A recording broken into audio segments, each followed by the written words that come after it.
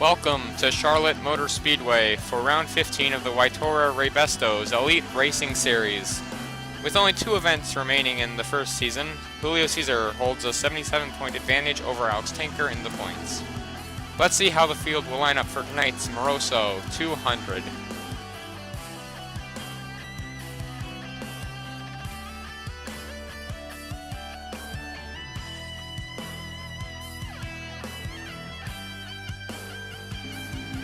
Starting from the pole for tonight's event is the 7 car of Brian Fox, and on the outside of row 1 is the 5 car of Matthew Tuck. Behind him, 3rd and 4th, are Andy Canton and Eric Hayden. Eric Hayden sits 5th in the points, and Andy Canton sits 3rd in the points. Your points leader, the 94 of Julio Cesar, starts today's race from 16th. And the 12 Alex Tanker starts from 14th. We have a 30-lap event here, should see 1 pit stop. Another intermediate track here. This is arguably the narrowest intermediate track we're going to see this season. It's fast like tracks we've been to, such as Chicagoland and Las Vegas, but as you can see, 3 wide is tight here too. Though 7 of Brian Fox gets clear. Push from Andy Canton. Those Mustangs have really shown their muscle this season at intermediate ovals, taking wins at both Chicagoland and Las Vegas, as well as Rockingham. So Brian Fox will lead lap 1. Front 5 cars now break away. Last week's winner, the 27 car of Jackson Menchu. He is currently in 6th. There's the 77 of Landon Kinkinen. He'll take the 6th position. Now here comes the 94 of Julio Cesar. He's going to be 7th at the stripe, I believe. Yes. And we got a challenge for the lead now. This is the 7 car. Brian Fox swings up a little bit wide there, nearly gets in the wall. It's going to allow Andy Canton to pull by on the inside. Cameron Vaughn on his back bumper. Vaughn had a good run last week at Watkins Glen.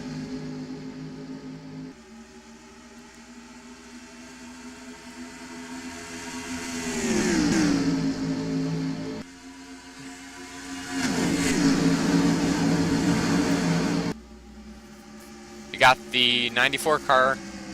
Julio Cesar continuing to charge forward. Between the Kinkinens, you have the 77 of Blake, or the 77 of Landon Kinkinen running 4th, and the 44 of Blake Kinkinen running 6th. Stand in on the inside of the 45 car of Cameron Vaughn. This is for the 2nd position now. Doesn't look like clean air is really helping our leader. Or I don't think it's going to help anyone who really gets out there today. Or tonight. So 94 car of Julio Cesar. Trying to outrun the pack. Pace-wise, anyway. I think he might be considered the biggest mover of the race. 14 car stand-in started 9th. He's on the inside of the leader now, challenging for the lead. Oh, Andy Canton slides up the track. The 14 of stand-in is out front now. And through to 2nd is your points leader, the 94 car of Julio Cesar.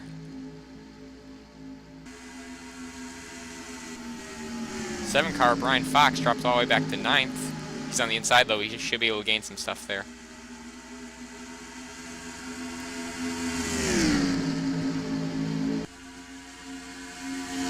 of Cameron Vaughn goes way on the inside, exiting the front stretch.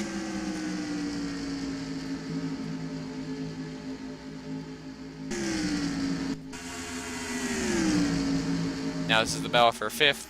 6 of Joey Norton on the inside. Your winner from Chicagoland Speedway.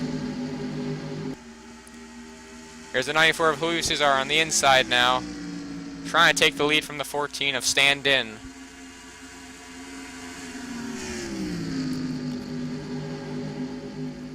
It looks as though tonight there's not a lot of grip on the outside. We've seen it constantly where drivers who get up there just aren't able to make the corner. They get really close to the wall, actually having to check up just to be able to avoid drastically slowing down. Looks like here comes the 45 of Cameron Vaughn on the inside, or trying to get the inside, the 14 of Stand-In. And Joey Norton's making his way back up to the front. Here's last week's winner, Jackson Menchu. He's up to 5th now, getting on the inside of 77 of Blake Kinkinen, or Landon Kinkinen. 44 of Blake Kinkinen, running 7th. Here's the 9 car of Eric Hayden. He started this race 4th, and he started the race 5th in points, actually. Let's take a look at the leader right now. It's still the 94 car of Julio Cesar, and the Nike Camaro's out front.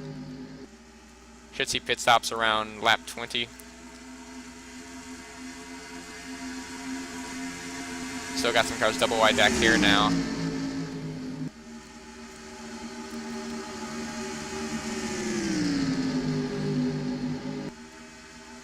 This is around the 20th position.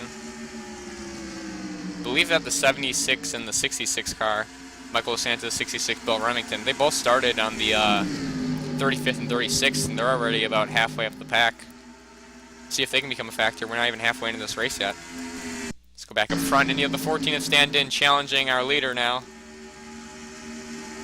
So Cameron Vaughn's falling back. Where is he? Cameron Vaughn is falling on the outside, it looks like. 2 Camaros side by side. That's going to allow the 6 and the 27 to close up on them. Now they're going to get single file.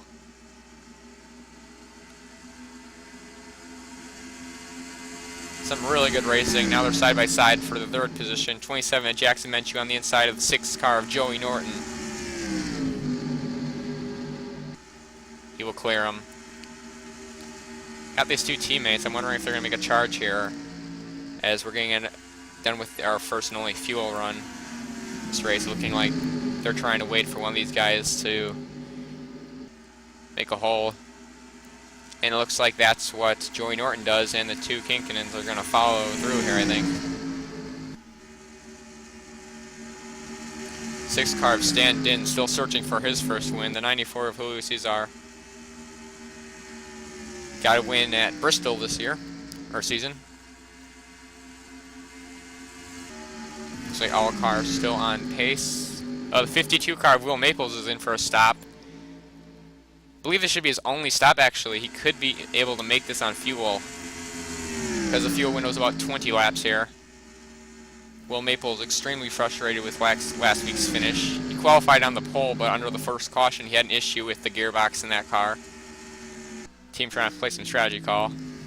Believe that the leaders of here's the 14 Stand-In. Don't know if this lap car will play a factor or not. It looks like the 52 of Will Maples will be getting out in front of our leaders, actually. Meanwhile, the 14 of Stand-In pulls in front of the 94 car, Louis Cesar. And the Kinkinen team continuing to pick them off one by one. They're up to 3rd and 4th now, those 2 Camaros. Well, these guys continue the battle, and they have a lap car. I'd say probably about 5-6 car lengths in front of them. Oh, a little more, actually.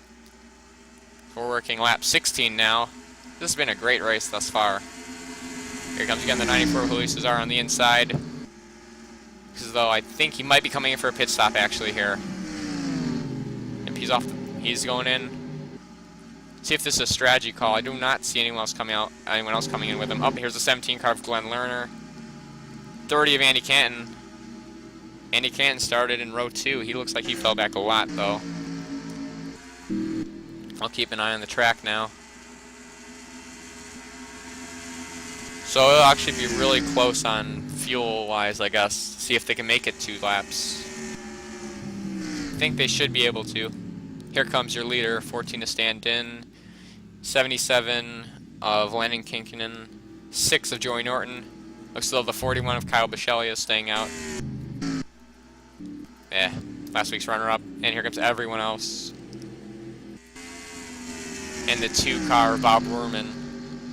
Werman had disappointing disappointing result last week. Team hasn't really gotten much momentum. These guys still looking to make their pit stops. 52 of Will Maples. I believe will be the leader. I'm not sure though. Nope.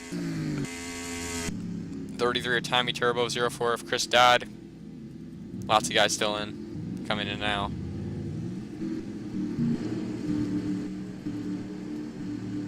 So we'll see how they cycle through.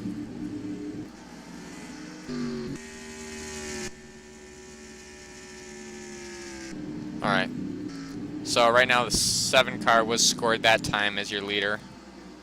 He's coming in for his pit stop though now. See if we can find the 94 car. Well, it looks like the 77 of Landon Kinkinen. That pit crew got done for him here.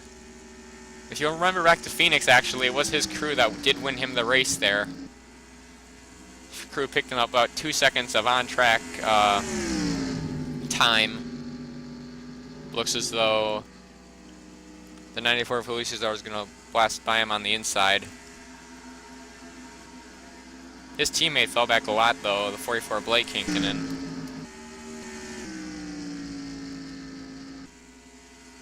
Still waiting to see how they cycle through here. 7 Brian Fox is still scored as the leader. Nope, now it's cycled through. Okay, so the 94 car of Julio Cesar is leading with 10 to go now. Second is the 77 of Landon Kinkinen.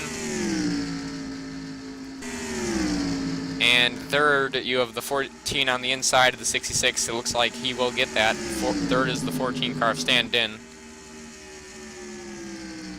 Taking a look at the fastest lap times here. It's as though the 94 set a faster lap time than the 77. Oh, we'll see actually about that. Dylan Benson holds the fastest lap time of the race. He's currently 17th. All cars still in contention. Oh, there's smoke. Don't believe. Is there a caution? 5 of Matthew Tuck is smoking. So he's got some damage. 12 car of Alex Tanker. Second in points. Tough break for him. We'll go back and take a look at that one. 12 car of Alex Tanker was running 26th at the time. You see him on the top 3 wide with Matthew Tuck on his inside. Looks like Matthew Tuck slides up a little bit actually, and whoa, he gets into the catch fence there. But both these cars managed to keep it straight. Heavy damage to both of them. You see the 5 car of Matthew Tuck smoking.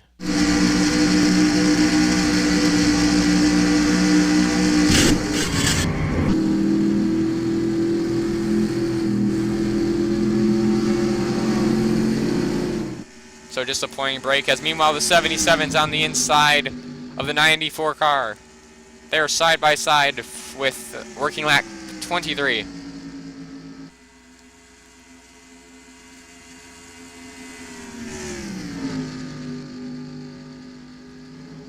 Clears him by about 4 car lengths there, off of 2.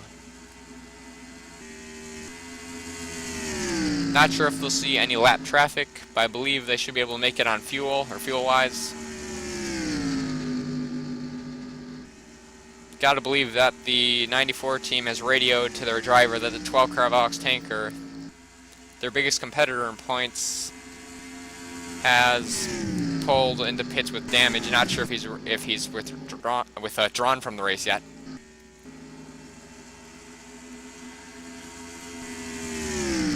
Sammy 7 Landon Kinkinen looking for his 2nd win of the season.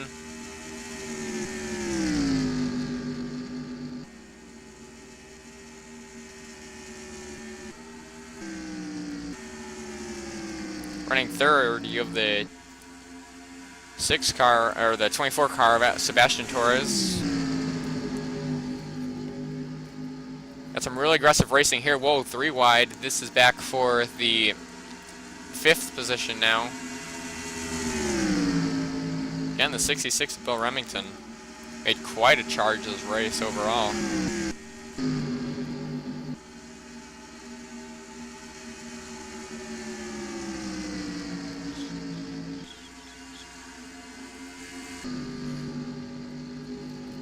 Got the battle for third right now here. 6th of Joey Norton all over the back bumper of the 24 car Sebastian Torres. Neither of these drivers are on the top 10 in points. Looks as though there might be lap traffic actually. The 12 car of Alex Tanker has got that damage. Well, it's to be really close there. Matthew Tuck appears to still be on pit road getting service.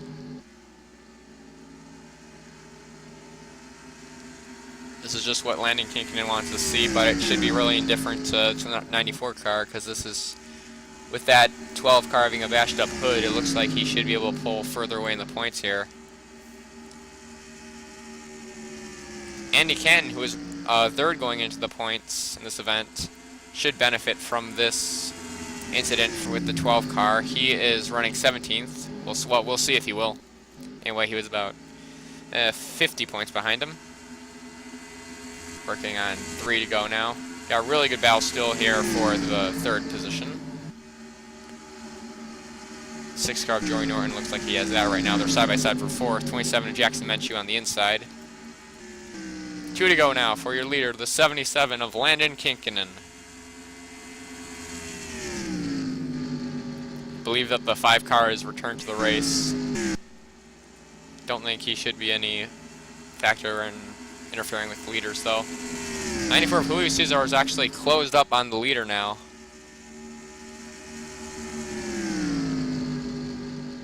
Oh, and there is a caution. We have a caution. Oh, there's a big one on the back stretch. Oh, the 1 of Anthony Wendler, the 76 of Michael DeSanta. I see the 56 of Daniel Chastain. Lots of guys here involved. Looks like everyone's gonna get slowed up though. Lap 30 here.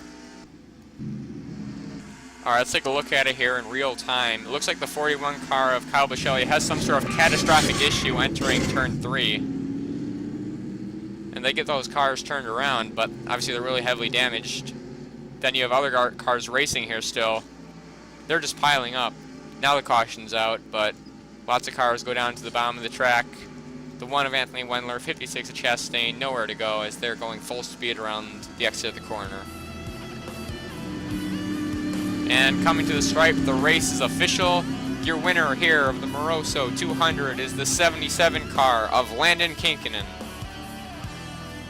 Coming home second will be the 94 car of Julio Cesar, who made a great charge from the 16th starting position. Coming home third will be the 6 car of Joey Norton. Coming home fourth will be the 27 car of Jackson Menchu. And rounding out the top 5 will be the 14 car of Stan Din.